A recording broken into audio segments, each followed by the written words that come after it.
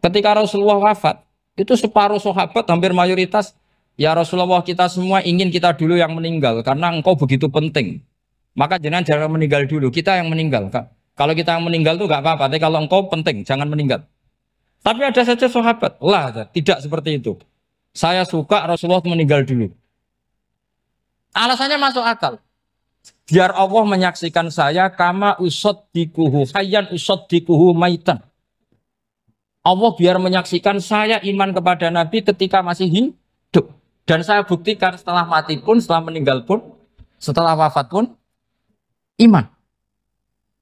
Jadi ternyata baisnya itu supaya orang tahu bahwa iman kita kepada Nabi itu iman yang super. Jika ketika beliau sugeng ya kita iman, setelah wafat juga kita iman. Kai usoddikuhu maitan kama usoddikuhu hayyan.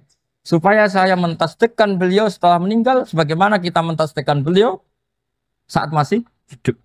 Dan ternyata Allah ridho dengan perkataan sahabat itu. Kenapa Allah ridho? Karena menjadi pelajaran bagi orang-orang yang ditakdir gak menangi Rasulullah SAW.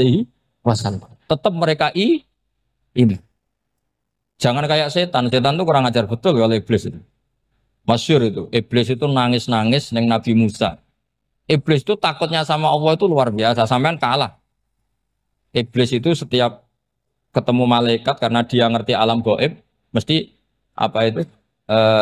Kama sali syaitani idqala lil insani kfur falamma kafara qala inni bari'um minka inni akhafu wa rabbal alamin. Jadi setan iblis itu paling sering bilang inni akhafu wa rabbal alamin karena iblis itu tahu surga, tahu neraka, tahu kekuasaannya Allah. Jadi takutnya sama Allah luar biasa.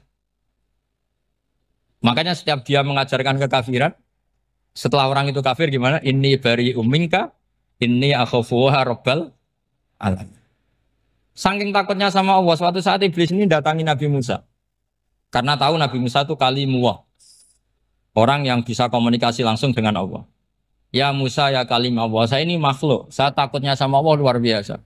Tolong rayukan Allah supaya nerima tobat saya. Karena dirayu terus lama-lama Nabi Musa bilang, oke, tak rayukan Allah. Sama Allah. Karena Musa kekasihnya, ya Allah iblis ini ingin tobat. Tolong dikasih hak tobat. Kata Allah, oke. Dia bisa tobat. Asal mau sujud di makamnya Nabi Adam. Karena kesalahannya dia gak mau sujud sama Nabi. Semenang Nabi Musa karena ada cara untuk iblis menjadi tobat. Dikasih tahu sama Nabi Musa. Alhamdulillah kamu diterima tobatnya. Syaratnya apa? Sujud ke kuburannya Nabi Adam. Wah iblis atau aslinya terus. Asjuduhu maitan wa qatla asjuduhu hayyan. Oh zaman urip aku ora gelem, mbok wis mati. Oh dasar setan itu. Zaman urip aku ora gelem wis mati mbok kon sujud. Kumat maksudnya terus ya sudah terus sampai sekarang akhirnya. Kalau sekarang tidak mungkin lagi karena nggak ada Nabi Musa. Jadi ijtihadnya sahabat melihat wafatnya Rasulullah itu beda-beda dan ternyata semuanya diridhoni Allah. Karena ternyata yang suka Nabi wafat dulu adalah ingin supaya umat Islam tetap mencintai beliau. Iman sama beliau, tasdik sama beliau, sebagaimana tasdik zaman sugeng. Makanya kita harus mencintai guru-guru kita. Uhibbuhu maitan kama uhibbuhu hayyan. Saya sampai sekarang itu ya merasa Mbah Mun itu tidak meninggal. Saya masih merasa kalau bapak saya tidak meninggal karena kita mencintai beliau-beliau ketika hidup dan ketika wafat itu sama. Karena beliau-beliau sama kita juga seperti itu. Rasulullah itu ketika mendekati wafat, ya bahasa halusnya intaqala ila rafiqil a'la. Itu Nabi kalau ngedikan tuh rileks sekali. Hayati khairun lakum wa wafati khairun lakum. Cung aku nak uripku ya apik. Engko nak aku wis kapundhut ya apik. Fa amma hayati fali asunna lakum as-sunan. Sebagian riwayat fa innakum tuhadditsuna anni wa uhadditsu ankum. Kalau saya masih hidup, saya bisa mengajarkan kamu sunnah. Mengajarkan kamu tradisi-tradisi yang benar. Dan ketika aku mati, ketika aku sudah wafat, maka saya jejer Allah, kata Nabi. Saya berdampingan dengan Allah, maksudnya dekat Allah. Tentu bila Kevin walan hisab. Terus sudah fa'inna amalakum, amal-amal kamu diperlihatkan ke saya. Belum yang saya sudah dekat Allah, kalau amal kamu baik, saya muji Allah. Kalau amal kamu buruk, saya langsung mintakan ampun kepada Allah. Jadi Nabi rileks sekali. Artinya saya hidup bagus karena bisa ngajarkan kamu as-sunan wa syara'i'. Kalau saya wafat karena saya dekat Allah. Kalau kamu baik, saya muji Allah. Kalau kamu buruk, saya mintakan ampun kepada guru-guru kita juga seperti itu. Justru setelah wafat, beliau-beliau punya kesempatan dekat sama Allah, dekat sama Al-Malail A'la sehingga mendoakan apa?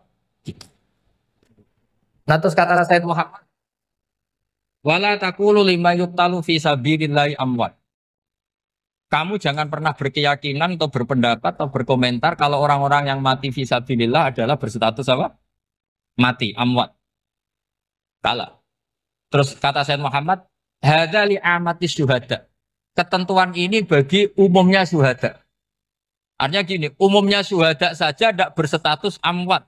Apalagi hadza Rasulullah, sayyidul syuhada, sayyidul anbiya, sayyidul mursalin. Tentu tidak pernah berstatus amwat.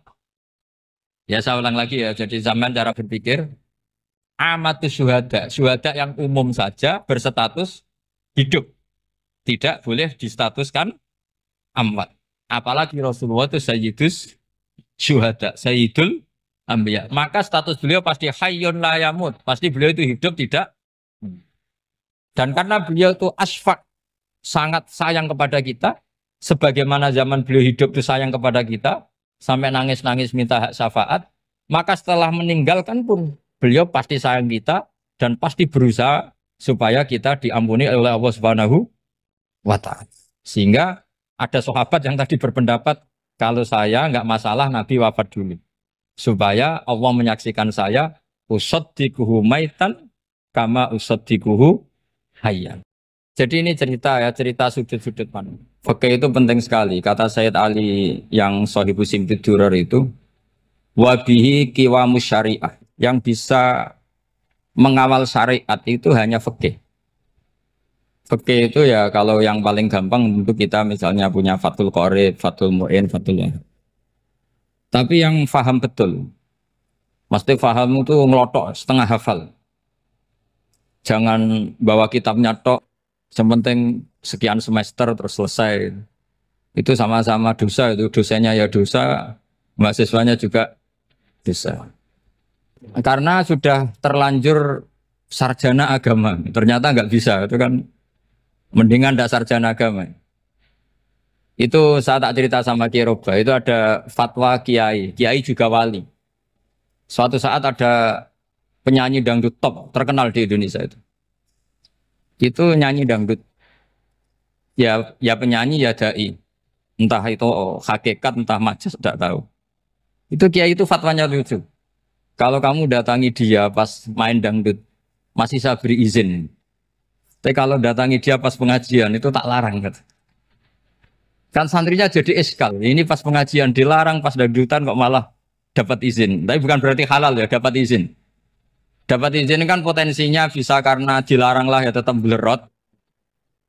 Terus suatu saat si santri ini setengah wali, tidak wali tapi setengah. Lama-lama itu memahami gurunya. Memahami gurunya ternyata sirinya begini. Kalau seorang penyanyi yang tidak pernah ngaji, kemudian ngomong agama, itu potensinya itu fadallu wa adallu, sesat dan menyesatkan. Tapi kalau dia sedang nyanyi dangdut, penyanyinya cowok, sama jangan bayangkan dangdut putri, enggak, itu cowok sudah tua lagi. Jadi potensi halalnya ada lah maksudnya untuk, tapi tidak alat musiknya, orangnya. Tapi kalau dia nyanyi, itu paling dosanya hanya nyanyi. Saya ulang lagi, murid tadi akhirnya paham kalau datangi pengajian itu artinya ikrar kalau dia seorang dai atau seorang yang layak ngomong apa? Agama. Itu lebih bahaya karena kita santri, apalagi kita doktor atau MM terus ngekrori orang yang nggak jelas asal usulnya. Tapi kalau nyanyi kan nyanyi saja. Sehingga itu menjadi fikih. Bahaya terbesar dalam fikih adalah apa? Mengkaji fikih tidak dari ahlinya. Ya saya ulang lagi ya, mengkaji fikih tidak dari apa? Ahli. Nah kenapa demikian? Begini, saya beri contoh. Ilmu fikih itu tentu pertama dari Rasulullah Shallallahu Alaihi Wasallam. Kemudian bersanad sampai kita atau kita sampai Rasulullah. Itu ngalami sekian ijtihad yang tidak mudah. Saya beri sekian contoh. Dulu Imam Syafi'i itu sukanya sama guru yang miskin, ya karena rata-rata santri juga miskin. Jadi mesti ngidolakan guru yang miskin, karena sesama miskinnya harus berkoalisi. Tapi akhirnya gurunya Imam Syafi'i itu miskin sekali. Namanya Muslim bin Khalid Az-Zanji itu miskin, Sufyan As-Tsauri miskin, Sufyan bin Uyainah miskin. Setelah ngaji di Medina itu Imam Malik itu kaya. Pas itu Imam Malik sudah kaya. Setiap ketemu Imam Syafi'i dikasih uang. Sampai ketika Imam Malik itu bilang, kamu sudah alim, ilmu saya sudah habis, kamu ngaji sama yang lain. Sama siapa? Kata Imam Malik, orang yang sealim saya sudah meninggal, namanya Abu Hanifah. Tapi dia punya murid, namanya Muhammad bin Hasan Asy-Syaibani, kamu ke sana. Terus Imam Malik datang ke Baki. Dulu Baki itu pasar rental, ya Grab lah kira-kira sekarang. Untuk mengumumkan, siapa kafilah yang mau ke Irak? Kita ya Imam Malik, dibayari sama Imam Malik. Ini yang antar ke Irak, ke Muhammad bin Hasan Asy-Syaibani. Imam Malik mulai ngeper. Guru saya yang miskin tidak pernah nyangoni, guru-guru saya yang kaya sering nyangoni. Mulai memasalahkan kiai miskin, gitu. Kira-kira seperti itu mulai masalah. Setelah datang ke Irak, di Muhammad bin Hasan Asy-Syaibani itu si Muhammad bin Hasan Asy-Syaibani itu kalau ngitung uang itu di meja tamu. Jadi punya emas lantaan, punya uang. Kira-kira kalau Indonesia punya rupiah, punya dolar, dihitung itu di ruang tamu. Kata Imam Syafi'i, saya dengan Imam Malik saja nggak seret, ini lebih kedonyan lagi kiai. Ngitung uang itu di ruang tamu. Terus akhirnya si Muhammad bin Hasan Asy-Syaibani ini ahlul usul, dia pakar usul. Kamu heran sama saya? Iya, kiai kok kedonyan. Dia ngomong gitu. Tapi kata Muhammad bin Hasan Asy-Syaibani, kalau kiai tidak boleh kaya, itu tak kayak nawang fasik.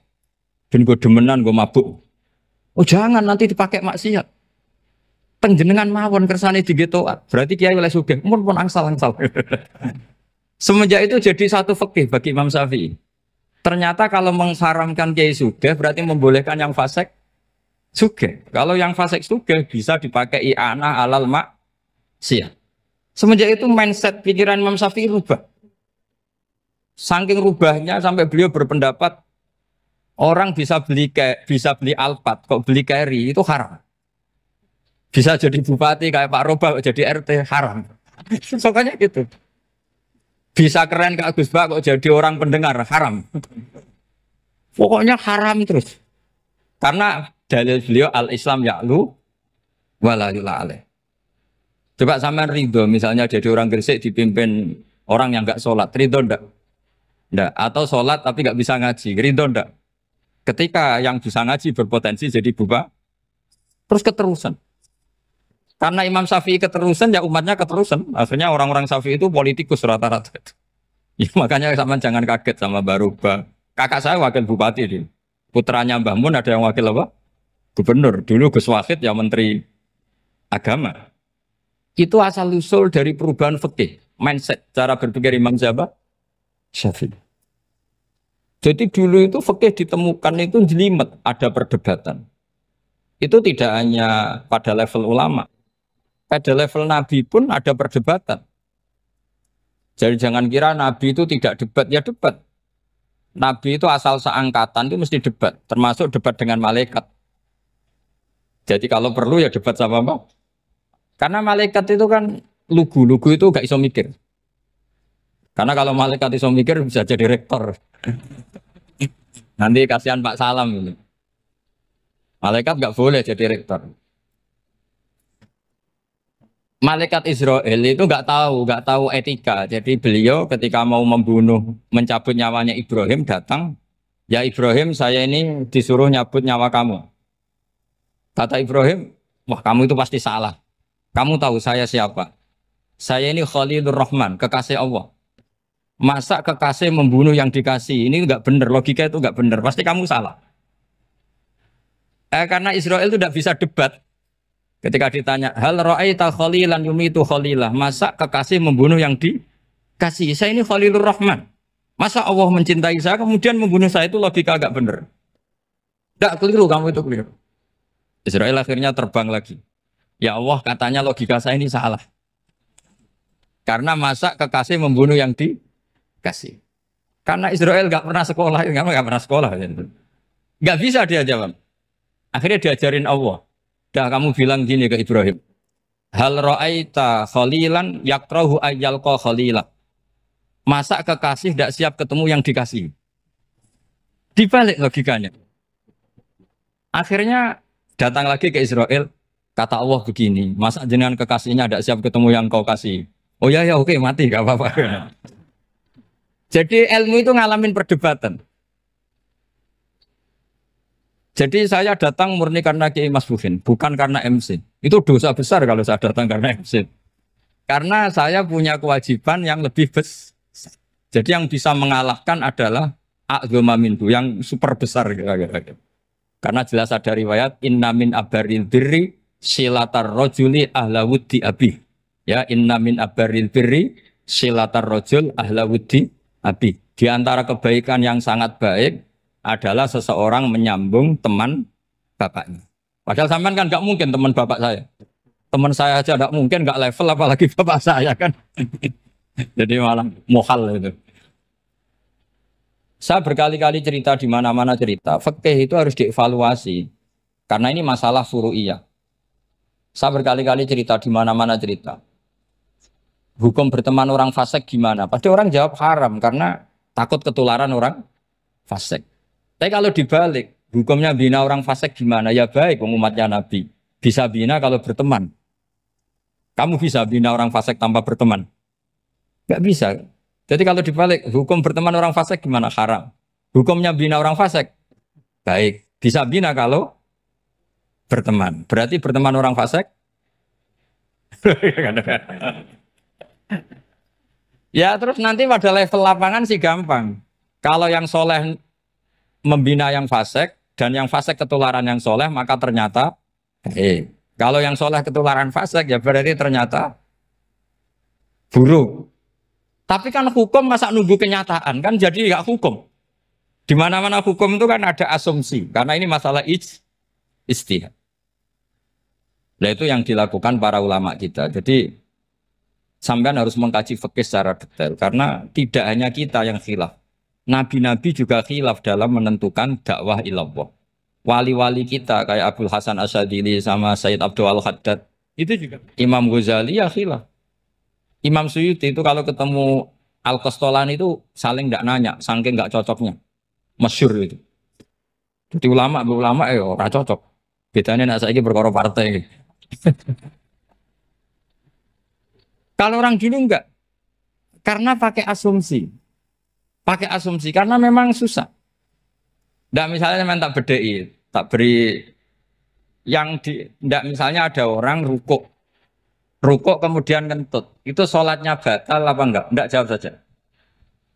Enggak, orang sholat kemudian pas rukuk kentut atau kelihatan auratnya, sholatnya batal apa enggak? Batal.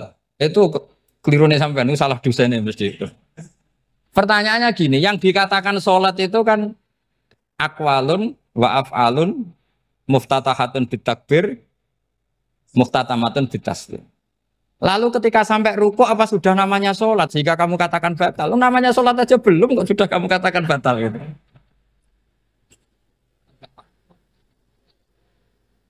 Iya kan? Jadi kalau aku mau sholat pas ruku ngetut batal atau ora? Mestinya jawaban yang benar, ya ora sholat jadinya gitu. Karena kalau dikatakan sholat definisinya harus sampai salah. Tapi kan kita nggak mungkin ngomong seperti itu kan dianggap majnun. Padahal itu yang benar, yang punya kecerdasan. Nah makanya pertanyaannya, fikih itu ngikuti bahasa awam apa bahasa istilah? Kalau ngikuti bahasa awam ya kayak tadi, sholat kok pas rukuk kentut maka batal. Sebenarnya yang batal itu sholatnya apa rukuknya? Nah makanya terjadi perdebatan. Kalau yang pakar-pakar usuli itu salah istilah itu nggak mau. Saya ulang lagi, kalau pakar-pakar usuli itu salah istilah itu nggak mau. Terus misalnya tak beri contoh lagi. Kalau imam itu sudah salam pertama. Salam pertama itu yang rukun kan salam pertama. Berarti setelah salam pertama imam sudah keluar dari sholat apa belum? Yakin? Ya sudah. Sekarang sama tak bedai. Lalu makmum itu kesunatan langsung berdiri apa nunggu imam salam kedua? Enggak, jawab satu. Nunggu salam kedua kan? Nah, itu kriminalis sampai Anda nafsu itu. Kriminalnya begini. Berarti Anda bergantung sama orang yang sudah tidak sholat. Kata kamu setelah salam pertama dia sudah tidak sholat. Berarti kamu menginstruksikan makmum berhubungan dengan orang yang sudah tidak sholat. Karena sudah keluar dari sholat ketika salam pertama. Kalau kamu di debat gitu gimana jawabnya? Pusing kan? Berarti robtul makmum bisolatiman sing wis laisa fi sholatin. Berarti menggantungkan sholat sama orang yang sebetulnya sudah tidak sholat. Ada yang jawab, sebagian ulama fikih tetap disunatkan menunggu salam kedua. Karena salam kedua itu masih paket meskipun tidak rukun. Dia paketnya selesai. Tapi selalu pertanyaannya gini, lalu setelah salam pertama itu imam masih sholat enggak? Sudah sama pernah dijawab tuh? Nah ini pentingnya bodoh, gak mikir sebenarnya. Jadi makanya bodoh itu barokah karena gak mikir itu. Jadi soalnya Rabbana ma khalaqta hadza apa? Batila. Sing bodoh ya barokah, sing pinter ya barokah. Sira barokah maksiat. Surana barokah plus. Jadi ilmu itu harus mengalami satu gesekan karena logika itu bisa dibalik. Nah karena ilmu itu mengalami satu gesekan, satu logika yang bisa kayak iya kayak enggak. Sehingga jargon di dunia ijtihad itu begini. Ra'yuna shawabun yahtamilul khata' wa ra'yuka khata'un yahtamilus shawab. Pendapat saya benar tapi mungkin salah. Tapi pendapat kamu taruhannya salah dulu tapi ya mungkin benar. Jadi mustahid kalau kata mustahid itu lucu. Ngomongnya itu ra'yuna shawabun yahtamilul khata'. Pendapat saya tarifnya benar dulu tapi ya mungkin salah. Kalau pendapat kamu salah tapi ya mungkin benar atau mungkin bisa salah ya tidak tahu pokoknya mungkin benar. Nah kenapa demikian? Begini, di luar masalah tauhid, saya ulang lagi di luar masalah tauhid, itu tentu ada masalah-masalah yang sifatnya ijtihadiyah. Ya saya ulang lagi, yang sifatnya apa? Ijtihadiyah. Dan ijtihadiyah ini nggak pernah selesai karena muqtadul hal, konteks kesejarahan maupun konteks kesempatan itu tidak sama. Dulu kiai-kiai itu ngaramkan dasi, ngaramkan celana karena yang celananan yang dasinan itu penjajah. Sehingga mantas sababi kaumin bahwa minhu. Tapi lama-lama kiai-kiai itu ya pakai dasi, pakai celana. Ya karena dianggap sudah tidak mantas sababi kaumin bahwa minhu. Ini ngalami pergeseran. Semua istihad itu ngalami pergeseran. Lalu pertanyaannya begini, lalu istihad apa Gus yang permanen? Yang permanen ya istihad dengan alat apa? Istihad. Saya beri contoh misalnya begini. Nabi Musa itu yang ngalami istihad. Kata beliau karena kangen Allah, itu ingin melihat Allah karena kangen. Rabbi arini anzur ilai. Qala lan tarani walakin anzur ilal jabal. Ya sudah namanya orang kangen ya ingin melihat, ya sudah gitu aja. Sehingga ahli ilmu kalam itu berdebat. Kalau kata ahli sunnah, karena Nabi Musa minta ingin melihat Allah, berarti melihat Allah itu jaiz, mungkin. Karena Nabi gak boleh bodoh meminta sesuatu yang mau hal. Maka antipatinya ahli sunnah terhadap pendapat Mu'tazilah itu antipati. Karena menurut pendapat Mu'tazilah, Allah itu qadim, Allah itu laisa kamislihi syai'un, sehingga gak bisa dilihat. Pertanyaannya adalah berarti Nabi Musa meminta sesuatu yang mau hal. Itu bodoh sekali sampai nggak tahu mana mau hal, mana apa jaiz. Makanya kata Imam Ghazali, masa Nabi Musa yang Nabi nggak tahu kalau melihat Allah itu mau hal. Sampai minta berarti nganggap itu jaiz atau boleh. Itu cara pandang orang-orang ahli sunnah apa? Wal jamaah.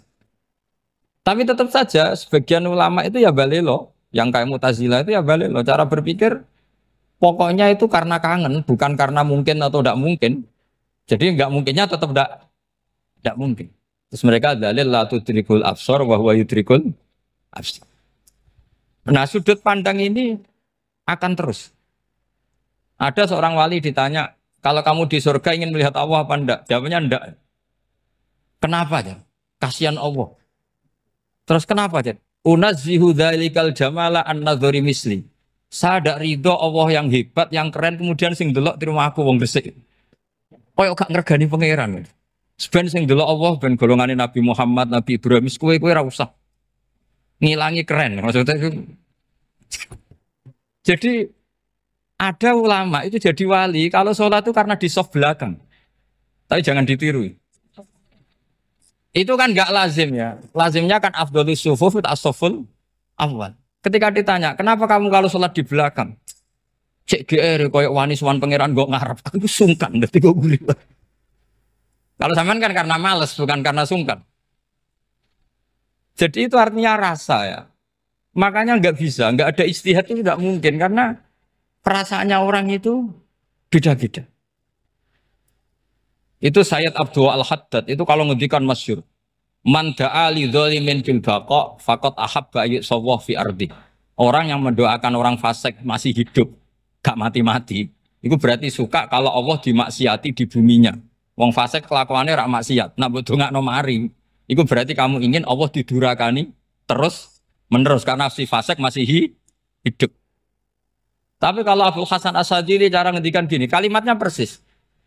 Man ahabba alla yu'sawwahu fi ardi faqad ahabba alla tadhara maghfiratuh. Orang yang ingin dunia ini steril, gak ada maksiat, maka sama saja berkeinginan tidak melihat luasnya maghfirahnya Allah. Sama-sama wali besar. Tapi cara pandang hubungannya dengan Allah seperti itu. Jadi mau tidak mau, istihad itu mau tidak mau. Makanya tidak usah dipertentangkan misalnya cara berpakaian, cara apa. Yang penting sesuai aturan Islam ya sudah. Karena ini urusan rasa. Urusan apa? Rasa. Itu Syekh Hasan Basri itu sering jagongan sama Robiah Hadawiyah. Itu secara fikih salah. Tapi pas itu ulama fikih ditanya, kenapa Anda tidak komentar terhadap dua wali besar yang sering ketemu? Andai kan semua santri seperti itu akan saya halalkan, karena nggak mungkin punya nafsu.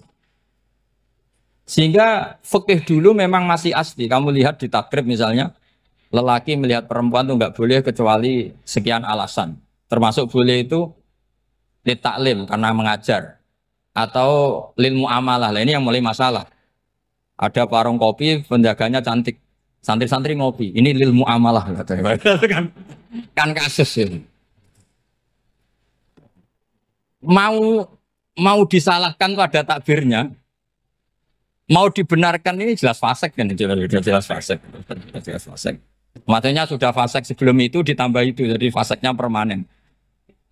Nah pertanyaannya adalah, kalau kamu ngajar mbak-mbak, kemudian hafal yang cantik yang enggak, itu taklim lin nazar apa nazar di taklim? Itu taklim apa modus?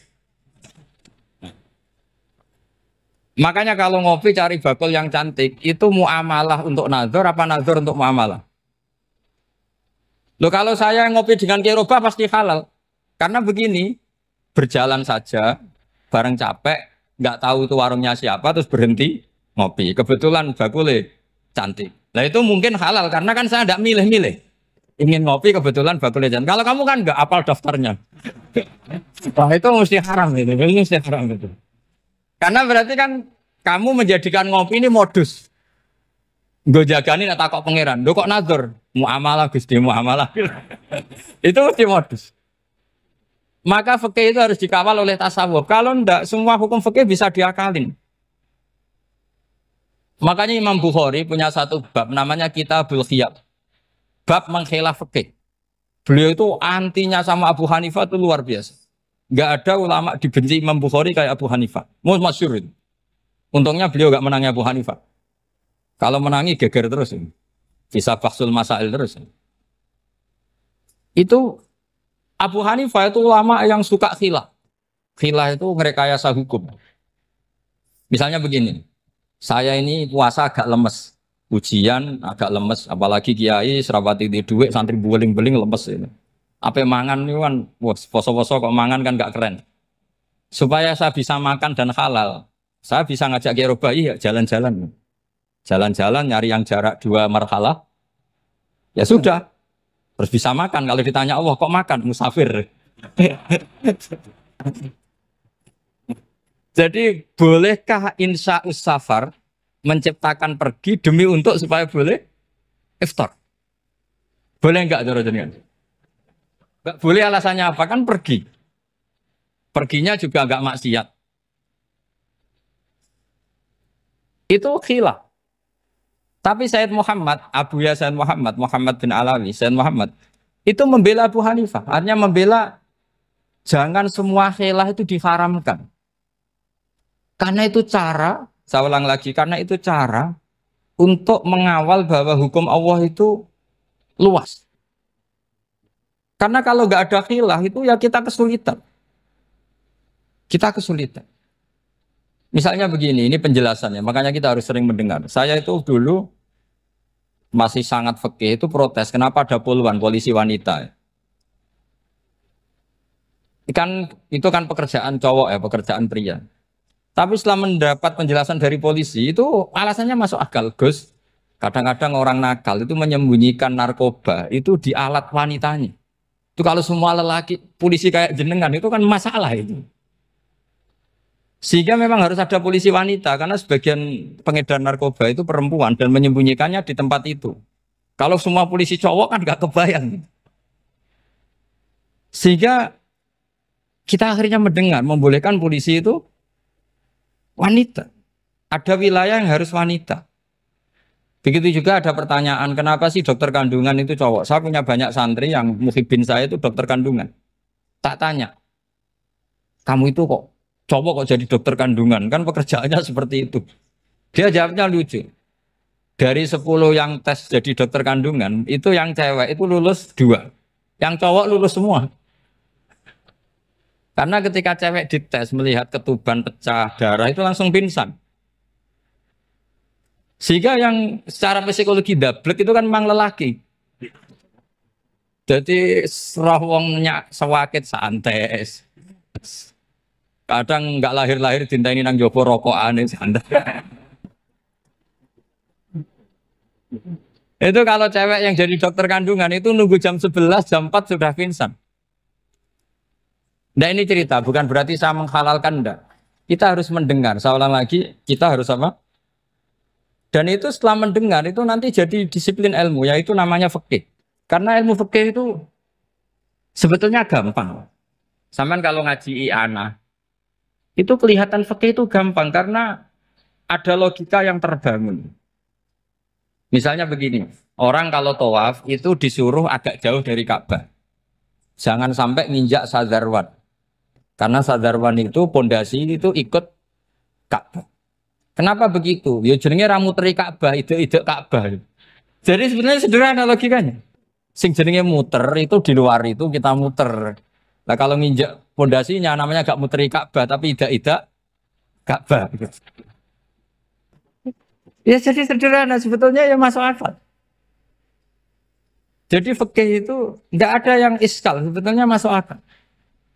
Tapi karena kita nekuni itu tidak serius, maka terus jadi paradok. Saya beri contoh lagi, ini sebagai penghormatan saya sama Kiai Mas Bukin, karena ini sudah namanya fakih. Kalau ada ayam jago ditabrak truk, terus kejet-kejet, adekan dibiarkan pun mesti mati. Karena gerakannya sudah harokatul masbuh. Terus kamu sembelih, itu halal apa enggak? Enggak jawab, ayam jago loh. Kalau kamu katakan halal, dia sudah tidak punya hayatun mustaqirroh, kehidupan yang permanen. Andai kan kamu biarkan pun 1 menit lagi meninggal. Kejet-kejet kan prosedur saja. Maksudnya pantasnya mati yo, kejet-kejet sih. Tapi sebetulnya sudah pasti mati. Maka ini ada 2 ulama. Kalau kata Imam Malik, tetap namanya halal. Karena ruhnya masih di situ. Sehingga ketika kita nyembelih, ya nyembelih hewan yang hidup. Yang namanya nyembelih itu pokoknya mematikan yang punya roh. Sementara saat itu rohnya masih di situ. Meskipun 1 menit lagi pasti. Tapi kalau mazhab Syafi'i enggak, ini sudah harokatul masbuh. Tidak punya hayatun mustaqir. Sehingga dalam perdebatan ulama fikih itu lucu. Kadang ya gampang mangkel no. Misalnya begini. Kalau ada anak lahir, tidak ada amaratul hayat, nggak nangis, nggak bernafas. Sunat disolati apa enggak? Siktun itu, siktun sing layas tahilu walayas langsung lahir langsung mati, nggak ada amaratul hayat. Ora tau mikir tuh. Itu tidak wajib disolati. Alasannya, ya kan memang sholat alal mayit kan tidak pernah hidup. Di mana-mana mayit itu setelah hidup mati. Ini kan tidak pernah hidup. Namanya ya kit atau lahmin, ya potongan daging itu aja. Enggak. Jadi kadang fikih diwaca tenan jebule mangkel no. Terus ketika di kitab Minhajul Thalibin itu, kalau kamu keluar mani itu wajib mandi enggak? Wajib kan? Kalau keluar mani inzal itu kan wajib mandi. Nah kenapa nifas atau wiladah keluar bayi? Kenapa ibu-ibu kalau keluar bayi wajib mandi? Alasannya lucu. Li annal walad maniyun pun akidun. Ini kan wis mani cuma mengkristal. Jadi kadang fikih mangkel. Apa ya? Sembrono itu masuk. Mosok wajib mandi wiladah itu karena apa? Li annal walad maniyun mun akidun. Niku mani sing wis mengkristal. Mani sing wis jelalatan lah lahir nuangis macam-macam. Jadi ternyata karena kenapa fikih butuh alasan nyari hadis tentang keluar anak mandi itu enggak ada yang sorry. Yang ada adalah tentang inzal. Innamal ma' minal. Akhirnya dicari-cari ternyata walad itu maniyun menagitu. Lah ini problem fikih. Sampean harus siap dengan pelajaran seperti ini meskipun sampean mungkin wong priayi tapi ini ilmu. Ya, saya ulang lagi ini ilmu. Sehingga ulama itu mau tidak mau harus mau mendengar. Karena logika yang terbangun itu nunggu kalau mendengar kayak tadi. Nabi malaikat Israel baru sadar, masa kekasih bunuh yang dikasih. Masuk akal juga Israel. Kalau sama sampean sih nggak nerima tetap selonang-selonang ini masalah Ibrahim, Khalilur Rahman. Sehingga kita di alasan fikih itu harus kita dengar. Saya dulu itu, saya sampai sekarang itu sama kalau bayi lahir masih sudah berbentuk bayi, saya sendiri berpendapat sebaiknya disolatin kalau sudah berbentuk bayi, meskipun tidak nangis, tidak ada amaratul hayat. Kan yang digugurkan itu wajibnya, bukan masalah boleh dan tidak. Itu banyaklah perdebatan ulama di bab itu. Saya beri contoh lagi perdebatan ulama. Ini contoh-contoh fikih karena ini khusus penghormatan status fakih tadi. Itu kalau ada orang mati, jenazah itu. Jenazah itu kalau sholat, itu kan umumnya jenazah di depan, kita nyolati di belakang. Itu yang mengatakan begitu ya tidak punya alasan. Ya taunya mulai dulu begitu, di mana-mana nyolati jenazah, jenazahnya di depan. Tapi di kitab Mahali jelas diterangkan, kata kaul sani tidak wajib. Alasannya ya lucu, fa innal janazah laisat bi imamin. Jenazah itu tidak imam, kenapa harus di depan? Kan kacau kan? Lu coba alasannya di depan apa? Dia ada imam kok. Nah barokahnya fikih itu sehingga kita melihat di Arab Saudi sekarang itu jenazah kan di belakang. Tapi kita tetap nyolati apa? Mayit. Kalau di Arab Saudi musim haji itu jenazahnya di kamar mayit, tapi kita nyolati. Itu satu-satunya takbir ya tadi fa innal janazah laisat bimanzilatil imam. Tapi jangan praktekkan nanti dia kepaliran sesat. Saya hanya cerita ilmu, jangan dipraktekkan. Kalau dipraktekkan masih jadi aliran sesat. Mono jenazah ning mburi imame kok ngarep aliran sesat. Sebetulnya bukan sesat tuh. Uji coba fikih. Ya karena tadi fa innal janazah laisat bimanzilatil. Bukti lagi kalau sampean sholat ghaib. Sholat ghaib itu misalnya mayitnya di Surabaya, boleh enggak sholat ghaib di sini? Terus jenazahnya di belakang kamu apa depan kamu? Nah ini kan fikih itu pokoknya gitu. Makanya standar furu'iyah itu susah. Karena perdebatannya itu mirip-mirip. Kayak iya, kayak tidak, kayak. Makanya dulu zaman sahabat, ada sahabat itu mencintai Rasulullah. Senengannya sowan. Bukti cinta sowan. Banyak juga yang sahabat bukti cinta Nabi itu tidak pernah sowan. Alasannya ganggu. Kenapa kamu jarang sowan Nabi? Saya sering jamaah sama Nabi, saya tidak pernah sowan. Kenapa? Ganggu. Biar Nabi kalau di rumah sama anak istrinya, saya tidak mau ganggu. Makanya saya termasuk kiai yang gak pati seneng disowani. Karena ya itu tadi. Kalau ngulang seneng saya, kalau disowani biasa saya. Kalau Kiai Roba itu nilai, nak pernah sepuh jadi rasuan nilai. Jadi beda, saya sering ditilii Kiai sepuh. Tapi bahasanya tentu tidak sowan, tapi nopo nilai. Kalau sowan itu maka kan nafkah itu seperti itu. Jadi ada disiplin, di situ ada disiplin ilmu. Yang kadang kita tidak cocok. Makanya Imam Syafi'i sendiri ngendikan kadang beliau dengan gurunya, dengan Imam Malik sampai ngarang ikhtilafu Malik. Beliau punya data yang beliau itu sedang nggak sama dengan gurunya, yaitu Imam siapa? Malik. Karena mindsetnya itu beda. Tidak sampai misalnya saya tanya, sholat itu harus menghadap kemana? Tidak, jawab saja. Kiblat kan. Ukurannya apa coba? Namanya madhep. Wajah apa dada? Imam Syafi'i milihnya dada. Sekarang praktekkan dalam dialog keseharian. Saya jagungan sama Kiai Roba seperti ini, terus wajah saya begini, madep enggak? Nah itu masalah. Terus pertanyaannya, madep dengan dada itu fis sholat apa fil qiyam?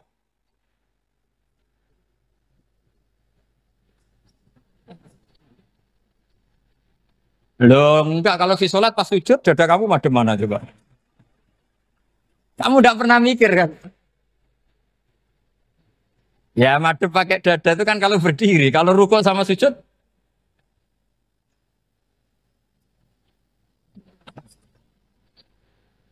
Loh itu ulama itu jelimet gitu.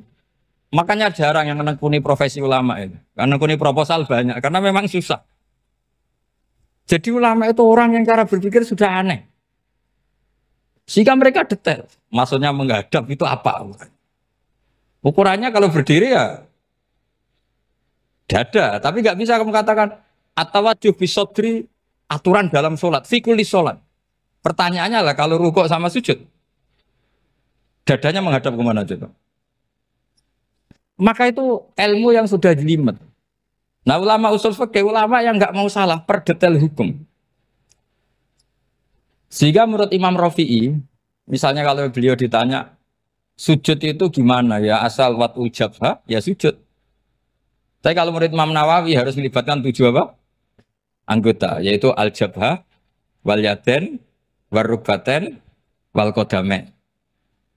Oke, Imam Nawawi kita ikuti. Tentu keseharian kita pakai Imam Nawawi. Yaitu berdasar hadis umir tu an asjuda ala sab'ati jumin al-jabha, wal yaden, warubaten, wal kodamen. Berarti berapa? 7.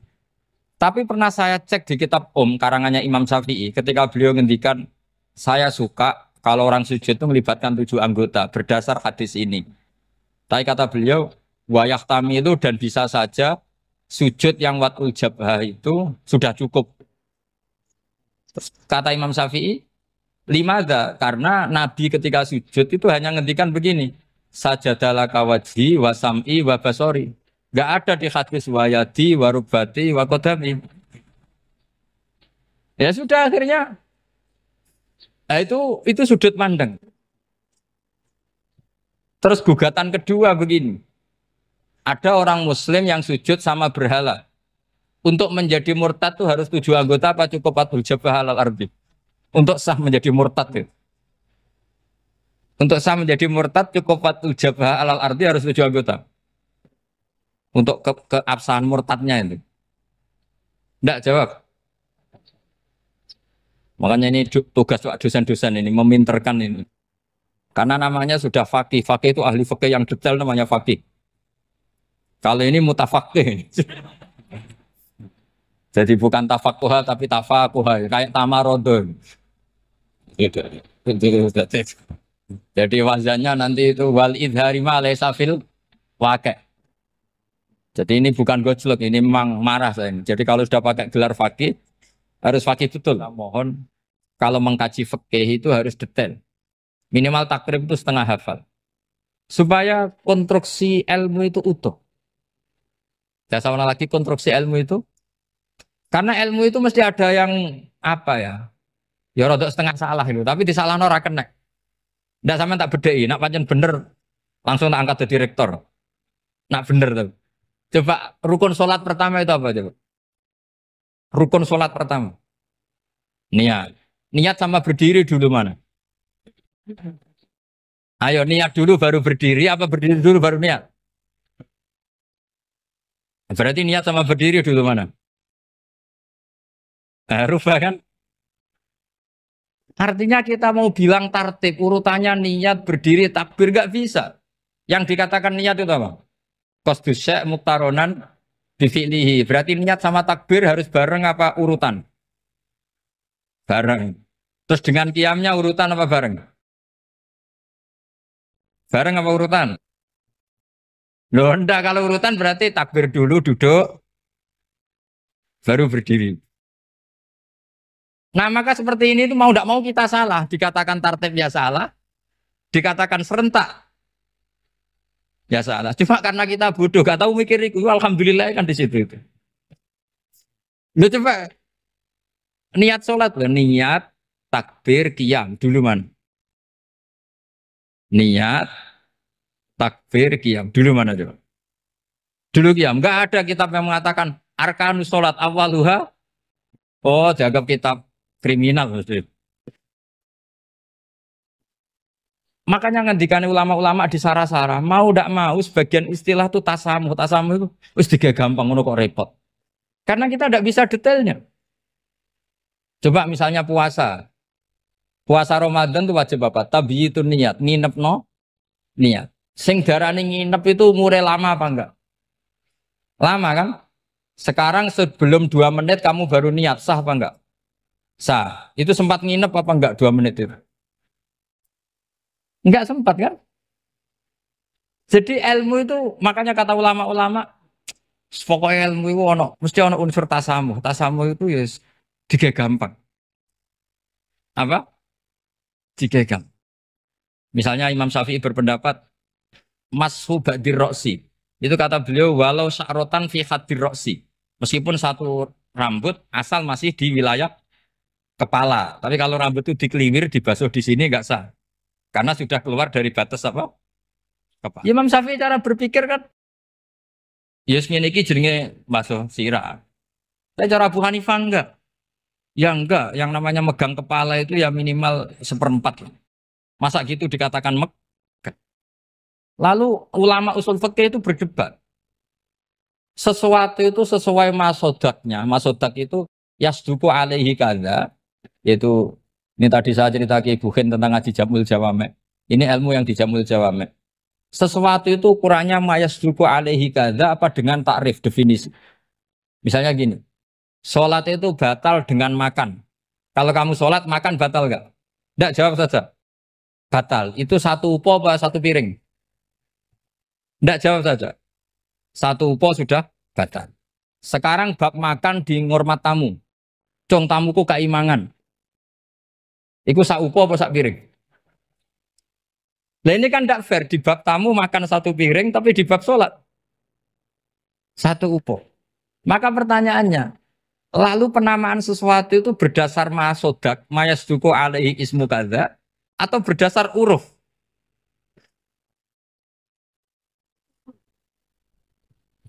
Ukurannya apa coba?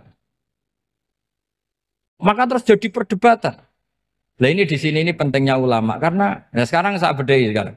Cengkeh itu wangi apa enggak? Kategorinya cengkeh. Wangi kan kalau orang bikin kue tar pasti pakai apa? Cengkeh. Pakai wedang ronde supaya manis, apa wangi dikasih apa? Cengkeh. Nah itu saya berkali-kali cerita, pernah mau dipikirkan orang Islam itu nggak boleh rokok karena dianggap pakai apa? Mewangi karena ada apa? Cengkeh. Tapi terus didebat, kalau gitu berarti orang Jumatan sunat rokok. Karena Jumatan disunatkan pakai pewangi. Wah itu kan, wah akhirnya tuh, wah iya repot ya. Jadi kalau cengkeh kamu kategorikan pewangen, yang orang Islam nggak boleh rokok karena pakai cengkeh yang wangi, konsekuensinya orang Jumatan sunat rokok karena berarti di masjid pakai apa? Pewangi. Kan sesat semua ya, jadi itu ilmu. Makanya selain fikih mateng itu ada ilmu yang namanya Usul fikih. Usul fikih itu yang neliti itu.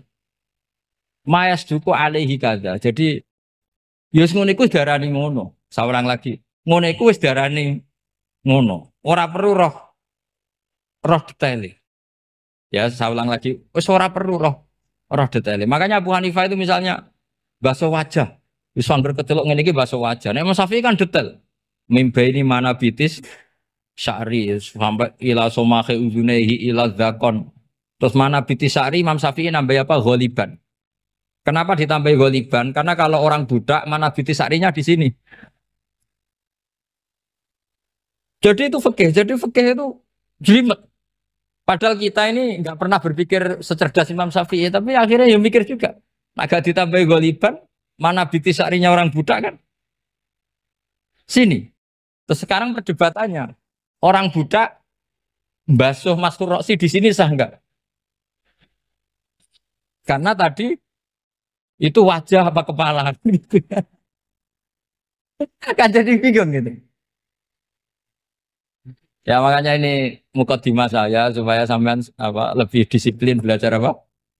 Fikih dan setidaknya didiskusikan lah kitab-kitab Minhajul Thalibin atau kitab-kitab Mahali